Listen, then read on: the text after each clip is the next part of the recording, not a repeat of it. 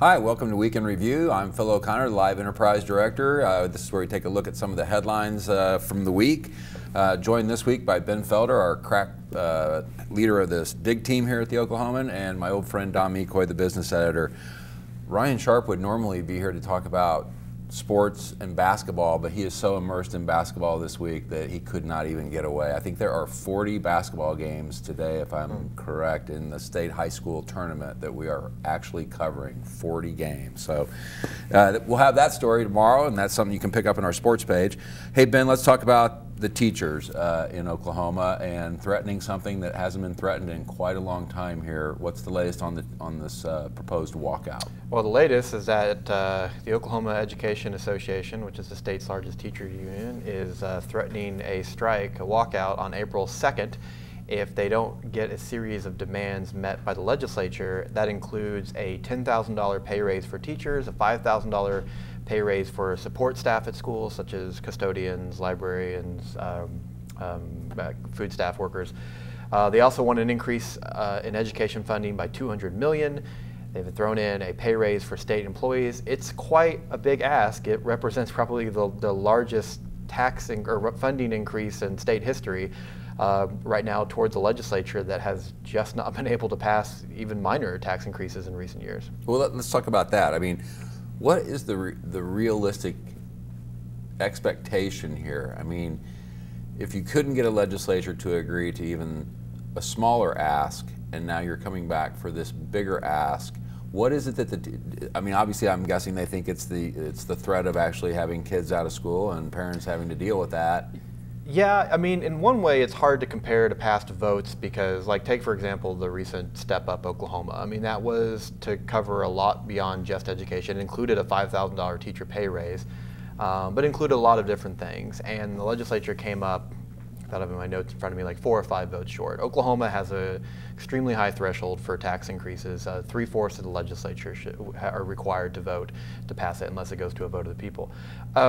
So really, when you're trying to talk about the legislature and moving the needle, you're really talking about focusing on a small handful. It's important to remember, just because it's a reality, that the majority of lawmakers over the last year have voted in favor of various tax increases. They've just not been able to get to that 76 vote threshold in the 101 member state house. So yes, they are putting pressure on the legislature, but really where that pressure is going to have to be is on those few members that have not pressed the green button on past votes. But with such a big ask, the question is, are you going to lose some, especially Republican members who have favored a tax increase in the past, but this may just be too big? The OEA did not offer any ideas on how to fund it. I mean, that's what I was going to say. Where is the money expected to come from? That would be the question. Well, they threw out at the press conference they held on Thursday that the legislature should have no problem finding the money, in the sense that there are lots of ways to do it, whether it's through income tax, removing tax exemptions, increasing the gross production tax, which has been a big sticking point. I don't know. I mean, right now what the showdown is we have a really big ask, and the teachers union has said that we're going to call for a statewide walkout on April 2nd if it's not met, and the schools will remain closed until our demands are met. It's important to note that, like the $10,000 teacher pay raise, they're saying, hey, you can fund $6,000 of it in the first year. It's got to get to $10,000 within 3 years.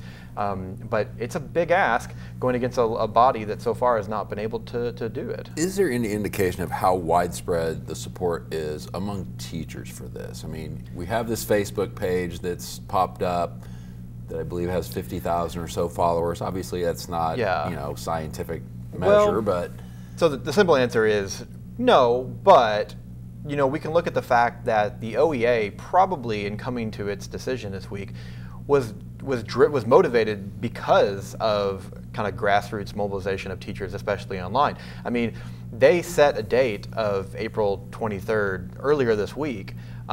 Teachers pushed back online and said, no, it's way too late. And then less than 24 hours later, they had moved it up to April 2nd. So they actually feel like there must be at least, some pressure from teachers for the teachers union to make these kind of calls. You're seeing districts across the state that the school boards have already voted to say, hey, we support the teachers. If there is a strike, we'll close schools. Oklahoma City and Tulsa are included in that mix. It's important to note that the Oklahoma City Teachers Union has voted to hold a 1-day March 28th walkout, where it sounds like they might close the school for a day and then come back and then join back again on April 2nd. One thing I want to note, just because I think it's important to note, and it's going to be interesting to see how this plays out. They've asked for a pay raise for all state employees, and the state employees organization joined them at the press conference and even said that they're going to meet on Saturday to discuss how they want to advocate for this, which could include a strike. So A, state employees may be striking. We don't know the details on that yet. But B, what happens if the legislature gives teachers their pay raise and education funding increases, which are still big asks, but doesn't do anything for state employees? Do teachers stay off the job when they've got what they wanted, what they've been asking for their own schools and their own paycheck if the state employees are not in there? I mean, it could go so many different ways. Right now the union is firm, saying it's either this or nothing at all. But you got to imagine, I mean, in the body of, in the legislature, it's all about negotiation. And so we'll see what the legislature's response is to this. I imagine we'll start seeing some bills proposed and filed, but whether or not they make it to committee, they can make it out of committee, they make it to the floor. I mean, now we're going to start to see what the process looks like. A lot of brinksmanship playing here. This is something that we haven't seen, like we said, in 20 years. Since 1990, that was the last teacher strike. But one of the main differences is in 1990, House Bill 1017, which included a teacher pay raise and education funding increases, passed. The emergency did not get the 2/3 necessary to pass. The reason why that was important is because it would have made it go into effect immediately. There was going to be a challenge.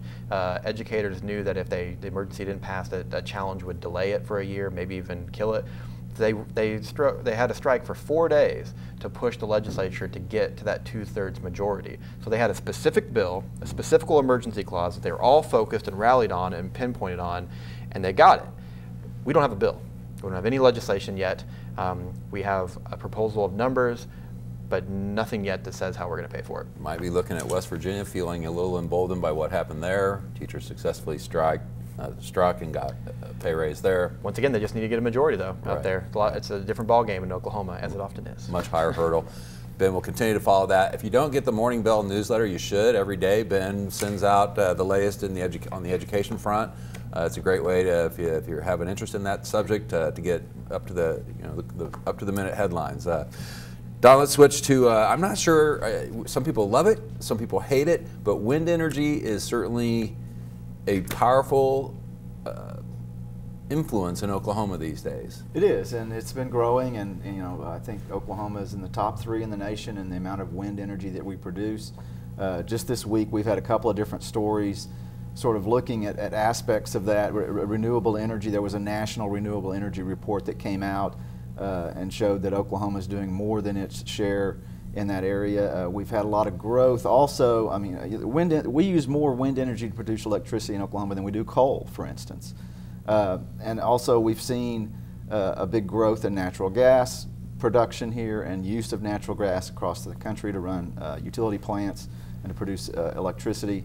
And so all that's going on in Oklahoma, and it's kind of interesting to see, even as on the political side, as legislators are looking for more ways to raise money, they've been trying to claw back some of these incentives that they have been so generous with in the past to wind energy. I think at the time that they started incentivizing wind power companies to come in and build wind farms and to create, it was a great idea, I think, at the time, but I don't think they anticipated that it was going to become as expensive as it did. They thought it was probably going to be tens of millions of dollars, it turned out to be hundreds of millions of dollars, and these incentives stretched out over as long as 10 years for some of these wind power companies. So we've seen some of that kind of claw back, but at the same time, from a business standpoint, we produce a lot of wind energy here. There's still one of the largest wind farms that would have been built is scheduled to go up in the Panhandle without any tax incentives from the state. That remains to be seen whether that's going to happen, but we are big on wind. And it's not just the renewable energy aspect of it too, Ben, you've written about this, the fact that for the landowners in these areas, these turbines are essentially reviving some communities in terms of tax revenue that they didn't have in the past. Yeah, I mean, I've talked to farmers where, you know, the farm's been in their family for generations, but they know their son or daughter is not going to pick up. I mean, that's a trend that we're seeing in the agriculture business right now. So you're thinking, hey, how am I going to make money off the land moving forward? So that you've seen some of those cases where they've signed off leases for wind energy. There's a lot of school districts that are actually not on the state funding formula because they make so much in local revenue, and sometimes that's because of oil and gas. A lot of them it's because of major wind farms that have gone. I mean, Okarchi is a good example locally, just on the edge of the metro in the Northwest.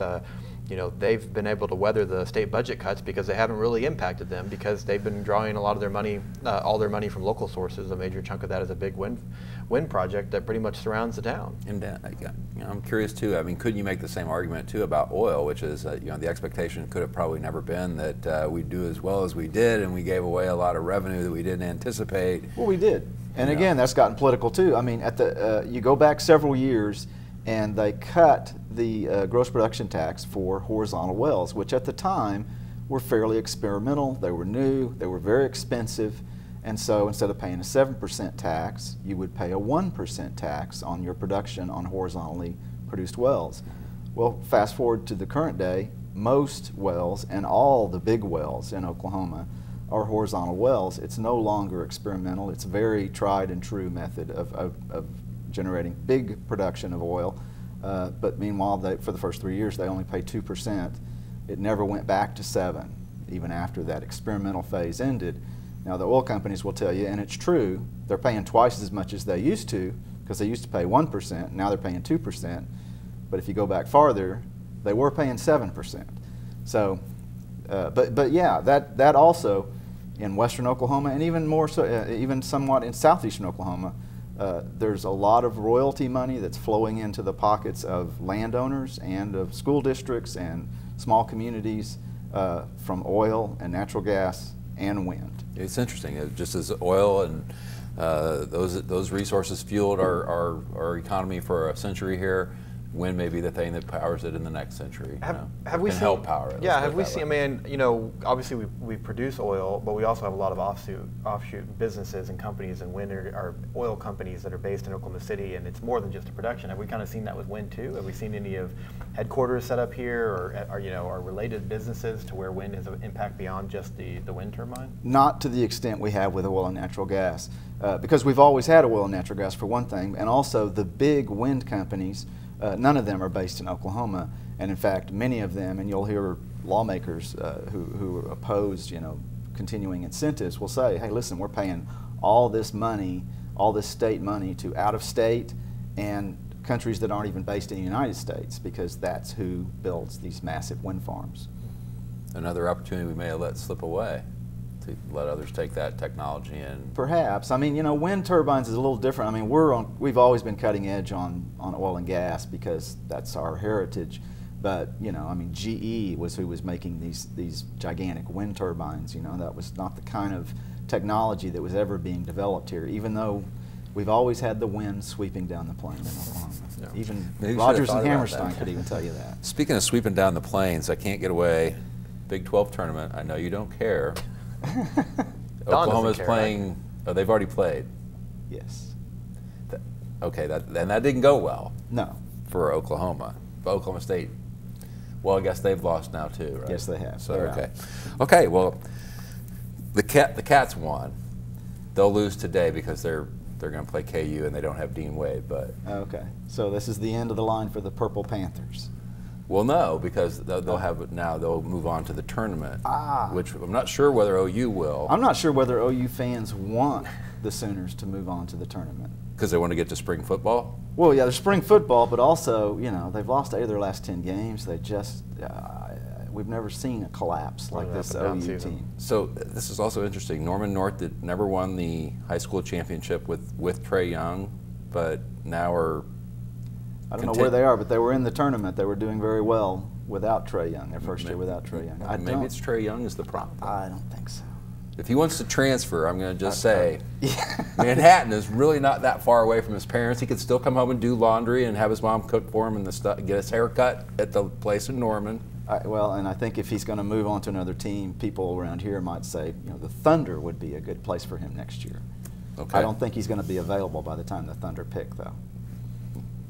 Well, the way the Thunder are going, he may be. No. You think they're doing They okay? won last night. I read Barry Tremmel yesterday, and he said, no, this is not a good team. But they're still probably a playoff team. Well, there are a lot of bad teams right now in the NBA too, so it's going to take more than just not being a good team to get that top. You know who Got a somebody high needs draft is Dean Wade. That guy's good.